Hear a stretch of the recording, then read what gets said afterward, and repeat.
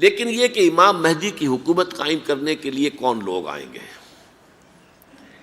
عرب جو ہیں وہ اندر سے کھوکھلے ہو چکے ہیں، عیاشی نے، دولت نے، پیسے نے، دولت، پیسہ، عیاشی، اس کی وجہ سے کھوکھلے ہو چکے ہیں۔ یہاں میں آپ کو دو حدیثیں سنانا چاہتا ہوں۔ سنن ابن ماجہ کی روایت ہے حضرت ابو ہریرہ سے رضی اللہ تعالی عنہ، قال قال رسول اللہ صلی اللہ علیہ وسلم اذا وقعت الملاحم بعث اللہ بعثا من الموالی ہم اکرم العرب فرسا واجودہ سلاحا یوید اللہ بہم الدین، رواہ ابن ماجہ عن ابی ہریرہ رضی اللہ تعالی عنہ۔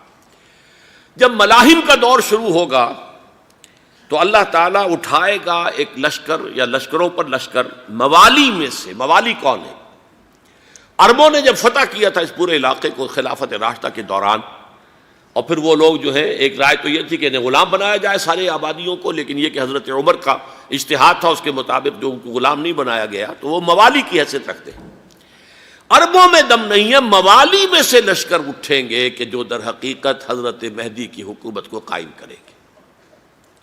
دوسری حدیث سنیے، عن عبداللہ ابن الحارث رضی اللہ تعالی عنہ، اور یہ ابن ماجہ کی روایت ہے، قال قال رسول اللہ صلی اللہ علیہ وسلم یخرج الناس من المشرق فیوطئون للمہدی یعنی سلطانہ، لشکر نکلیں گے، لوگ آئیں گے مشرق سے اور وہ حضرت مہدی کی حکومت کو جمائیں گے اور قائم کریں گے۔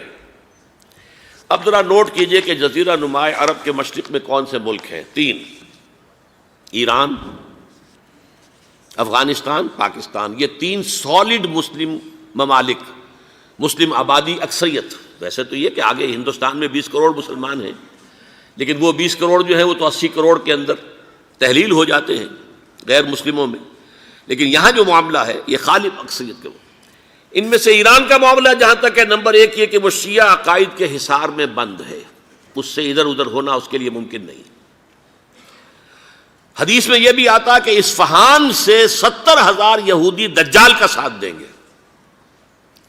لیکن بہرحال خراسان ایک صوبہ ہے افغانستان کا اس وقت بھی، شمال مشرقی کونے میں، مجھے امید ہے وہاں سے خیر کی، کیونکہ خراسان کا لفظ وہاں پہ شامل ہے، اور حضور کی حدیث میں بعد میں آپ کو سناؤں گا کہ خراسان سے فوجیں چلیں گی جو یروشلم کو دوبارہ حاصل کریں گی، فتح کریں گی۔ جیسے پہلے یروشلم کھویا عربوں نے تھا، دوبارہ حاصل کیا تھا کرد نے، کرد خون صلاح الدین ایوبی رحمۃ اللہ علیہ، ایسے اب پھر عربوں نے کھویا ہے، لیکن لینے والے خراسان سے لشکر آئیں گے۔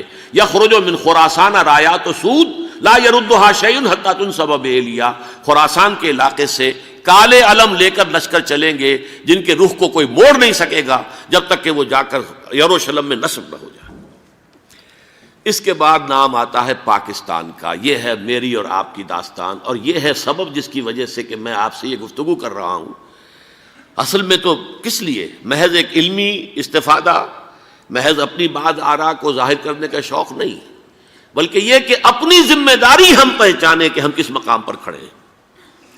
دیکھیے، اس پاکستان کے بارے میں یا ہندوستان کے بارے میں علامہ اقبال نے کہا تھا اپنے ترانہ ملی میں، میرے عرب کو آئی ٹھنڈی ہوا جہاں سے، میرا وطن وہی ہے، میرا وطن وہی ہے۔ اور مجھے بتایا گیا کہ سنن ابی داؤد میں یہ روایت موجود ہے کہ حضور نے فرمایا کہ ہندوستان کی طرف سے مجھے ٹھنڈی ہوا آتی ہے، اگرچہ مجھے وہ حدیث ابھی نہیں ملی ہے، لیکن حزب التحریر کا ایک کارڈ مجھے ملا تھا، تو اس میں اس حدیث کا اور اس میں ابو داؤد کا روایت کا حوالہ موجود تھا۔ لیکن میں جو چیز آپ کو بتا چکا ہوں وہ یہ کہ الف ثانی کا پورا تجدیدی کارنامہ اس ہندوستان کی سرزمین میں ہوا۔ مجدد الف ثانی شیخ احمد سرندی، شاہ ولی اللہ دہلوی، سید احمد بریلوی، وہ تو ہمارے پاکستان میں آ کر جو ہے ان کا خون جذب ہوا ارض پاکستان میں۔ پھر شیخ الہند مولانا محمود حسن۔ تحریک خلافت چلی تو صرف ہندوستان میں چلی اور کہیں نہیں چلی۔ آزادی کی تحریک چلی پوری دنیا میں، وہ نیشنلزم کی بنیاد پر چلی، ملے نیشنلزم، عرب نیشنلزم، ٹرک نیشنلزم۔ ہمارے ہاں چلی تو اسلام کے نام پر، پاکستان کا مطلب کیا؟ لا الہ الا اللہ۔ پھر پاکستان قائم ہوا معجزے کے طور پر، بلکہ نازل ہوا ہے لیلۃ القدر میں، انا انزلناہ فی لیلۃ القدر، جیسے قرآن نازل ہوا لیلۃ القدر میں، یہ پاکستان بھی نازل ہوا لیلۃ القدر میں۔ اس کا برقرار رہنا ابھی تک معجزہ ہے۔ ہندو یہ سمجھتا تھا، کانگریس سمجھتی تھی کہ جھٹپٹ ختم ہو جائے گا۔ پھر یہ کہ اس کا قرارداد مقاصد کا پاس ہو جانا، مزید بھی اور اضافی دفعات دستور میں آ جانا، اب کمرشل انٹرسٹ کو ربا قرار دے کر حرام قرار دینا، یہ سارے لینڈ مارکس ہیں کہ جو اشارہ کر رہے ہیں کسی چیز کی طرف، معاملہ کدھر جا رہا ہے۔ پھر یہ کہ یہ جو 14ویں صدی کے مجدد تھے شیخ الہند، اس کے بعد سے کچھ ایسی شخصیتیں عظیم پیدا ہوئی ہیں ہند میں، جن کو میں سمجھتا ہوں کہ 14ویں صدی کے مجدد اور 15ویں صدی کے مجدد کے درمیان، یہ 15ویں صدی کے مجدد کی راہ کو سیدھا کرنے والے، جیسے کہ حضرت یحییٰ نے کہا تھا میں تو آنے والے کا راستہ سیدھا کر رہا ہوں حضرت عیسیٰ کے لیے، ایسے ہی 15ویں صدی کے لیے امام مہدی کے لیے راستہ صاف کرنے والے سب سے پہلے علامہ اقبال، جنہوں نے اسلام کا تصور دین کی حیثیت سے دوبارہ زندہ کیا ہے، ورنہ اسلام ایک مذہب کی شکل اختیار کر چکا تھا۔ پھر مولانا مودودی، مولانا ابوالکلام آزاد حکومت الہیہ کے نعرے کے ساتھ میدان میں آئے۔ یہ اقبال نے جو تصور پیش کیا تھا اس پر عملی جد و جہد کے لیے حزب اللہ قائم ہوئی۔ نوٹ کر لیجئے 11 برس کا فرق ہے عمر کا علامہ اقبال کے اور ابوالکلام کے، اور 1913 میں جب حزب اللہ قائم کی ہے اس وقت علامہ اقبال کی ملی شاعری اپنے عروج کو پہنچ چکی تھی۔ پھر یہ کہ علامہ اقبال کے بعد تعمیل جو ہے اس کام کی وہ ابوالکلام نے کی، لیکن روایتی علماء نے کی شدید مخالفت کی وجہ سے وہ بددل ہو کر چھوڑ گئے، کانگریس میں شامل ہو گئے، بساط جو ہے حزب اللہ کی انہوں نے لپیٹ دی۔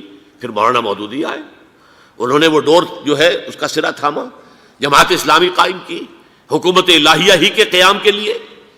اگرچہ میرے نزدیک یہ کہ وہ انتخابی اور ایک قومی سیاست کی ایک جماعت بن کر پاکستان میں جو ہے دلدل میں پھنس گئی ہے، اب ہم اس کی کوشش کر رہے ہیں، تنظیم اسلامی اور یہ تحریک خلافت جس کے تحت یہ جلسہ ہو رہا ہے، یہ ساری چیزیں وہ ہیں کہ آپ کو سوائے پاکستان کے اور کہیں نہیں ملیں گی پوری دنیا میں۔ معلوم ہوتا ہے کہ پاکستان کو بہت بڑا رول پلے کرنا ہے اس میں، اور اس کے ساتھ اب جمع کر لیجئے افغانستان کی عمارت افغانستان، اسلامی عمارت افغانستان قائم ہو چکی ہے۔ یہ پچھلے 20 سالوں میں جو کچھ وہاں ہوتا رہا ہے اس سے پہلے تصور نہیں ہو سکتا تھا۔ علامہ اقبال کے فرزند بھی دیکھ کر آئے ہیں، تو اگرچہ وہ خود میں سمجھتا ہوں کہ خاصے انہیں آپ لبرل کہیں، آزاد خیال کہیں، لیکن اس درجے متاثر ہو کر آئے تھے کہ انہوں نے یہ کہا افغانستان میں جو میں نے حالات دیکھے ہیں کہ اگر 2-4 اور مسلمان ملکوں کے اندر یہ نظام قائم ہو جائے تو پوری دنیا مسلمان ہو جائے گی۔ یہ سب کچھ کیسے ہو رہا ہے؟ یہ آنے والے دور کی جھلکیاں ہیں۔ Coming events are casting their shadows before. یہ سب بتا رہے ہیں کہ پاکستان افغانستان کو مل کر اس میں کوئی عظیم رول پلے کرنا ہے۔ اور اس کے ضمن میں اب میں علامہ اقبال کے بارے میں آخری بات کہہ رہا ہوں۔ علامہ اقبال کے بارے میں عام یہ خیال ہے، انہوں نے اپنے خطبات میں مہدی کا اور نزول مسیح کا، حالانکہ میں کل پڑھ رہا تھا مولانا سید احمد اکبر آبادی رحمۃ اللہ علیہ کا ایک مقالہ ان کا کہ علامہ اقبال نے ابن خلدون کے بارے میں یہ کہا ہے کہ مہدی کا اور نزول عیسیٰ کا دونوں کا انہوں نے انکار کیا ہے، حالانکہ ابن خلدون نے نزول عیسیٰ کا انکار نہیں کیا، صرف مہدی کا انکار کیا ہے۔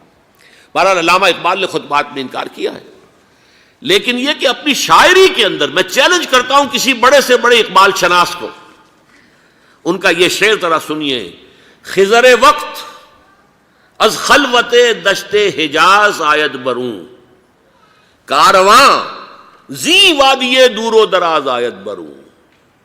خضر وقت، امام وقت، رہنمائے وقت، قائد وقت، خلوت دشت حجاز، حجاز کی صحرا کی کسی خلوت گزینی سے نکل کر باہر آئیں گے۔ میں حیران ہوتا ہوں علامہ کے اس فکر پر اور اس مصرے پر۔ یہاں انہوں نے شیعہ اور سنی دونوں کے کانسیپٹ جمع کر دیے۔ شیعہ کا کانسیپٹ یہی چھپے ہوئے کسی غار میں وہاں سے برآمد ہوں گے، اور ہمارا کانسیپٹ میں ام سلمہ رضی اللہ تعالیٰ عنہ کی حدیث سنا چکا، چھپے ہوئے ہوں گے وہ وہاں پر، مدینے سے نکل کر آ کر مکے میں چھپ جائیں گے۔ اس خانہ جنگی کی حالت میں لوگ ان کی طرف دیکھ رہے ہوں گے، سوچتے ہوں گے انہیں میدان میں آنا چاہیے، کوئی پارٹ پلے کرنا چاہیے، امت کی رہنمائی کرنی چاہیے، لیکن وہ چھپیں گے، وہ کارے ہوں گے، وہ اس ذمہ داری کو قبول نہیں کرنا چاہیں گے، جا کے چھپ جائیں گے مکے میں، وہاں سے مکے والے انہیں نکالیں گے، اور وہ کارے ہوں گے، انہیں بالکل یہ پسند نہیں ہوگا کہ یہ ذمہ داری اٹھائیں۔ تو خضر وقت از خلوت دشت حجاز آیت بروں، کارواں زی وادی دور و دراز آیت بروں۔ کارواں جو چلے گا ان کی مدد کے لیے اس وادی دور و دراز، اس زی عظیم وادی دور و دراز، یہ وادی سندھ ہے۔ وادی سندھ جو ہے ہم سمجھتے ہیں کہ صرف یہ پاکستان اور پنجاب جو ہے یہ اس میں شامل ہے، سندھ اور پنجاب نہیں، افغانستان کا پورا مشرقی علاقہ اس میں شامل ہے۔ جیسے دریائے جہلم سندھ میں جا رہا ہے، جیسے دریائے گلگت سندھ میں آ کر ملتا ہے، جیسے دریائے چناب اور راوی اور جہلم اور یہ سب جا رہے ہیں اور آ رہے ہیں، اسی طرح دریائے کابل کہاں سے آ رہا ہے، دریائے گومل کہاں سے آ رہا ہے، ٹوچی کہاں سے آ رہا ہے، یہ سارا جو ہے ڈرین جو ہو رہا ہے ایسٹرن جو ہے پارٹ آف افغانستان، یہ سب وادی ہے۔ اس وادی کے یہ دو حصے ہیں، ایک حصہ جو ہے یہ ادھر پاکستان میں ہے اور اسی وادی کا دوسرا حصہ جو ہے وہ افغانستان میں ہے۔